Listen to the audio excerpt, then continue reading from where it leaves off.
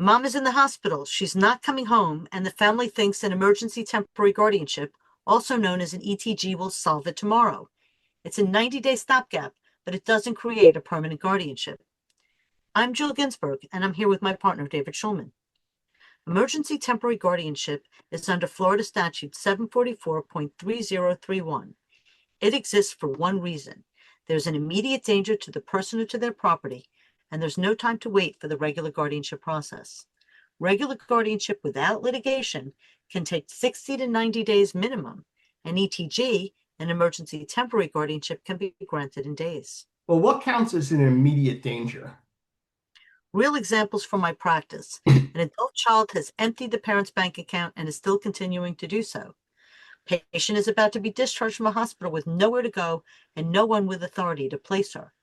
Someone has shown up at the assisted living facility and is trying to remove a resident against medical advice. Active financial exploitation, active medical crisis, and active risk. Not the, we're worried about mom and we want to start the process faster. That's not what an ETG is for. And it's 90 days. 90 days with possible extensions for good cause under 744.3031, number 5. After that, it's over. It does not convert to a permanent guardianship automatically. However, the court does require filing the regular petition to determine incapacity and for petition of appointment of a guardian. That has to be running parallel when the ETG is filed. The ETG buys you time. It doesn't buy you a guardianship, but the permanent guardianship process can happen during the ETG. Does that mean the whole examining committee process still has to happen? Yes, the full incapacity proceeding under 744.331 still has to run. 3-member examining committee hearing judicial determination of incapacity. The ETG just lets it protect the person while that's happening. People assume the ETG is a finding of incapacity. It's not. It's a finding that there's enough evidence of immediate danger to justify temporary intervention. So what's the most common mistake that families make? 2. First, they wait too long. They expect the ETG to fix everything overnight.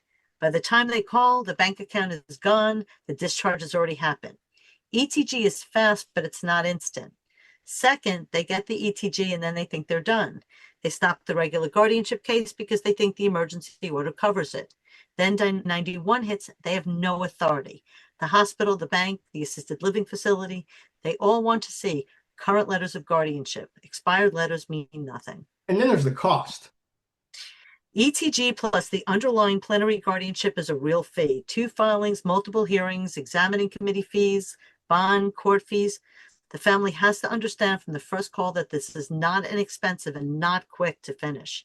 It's just quick to start. So Jill, when would you tell a family not to file an ETG? When the situation is hard, but it's not actually an emergency.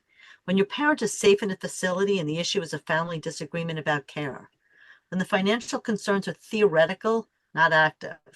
ETG is a powerful tool, but courts notice when it gets misused.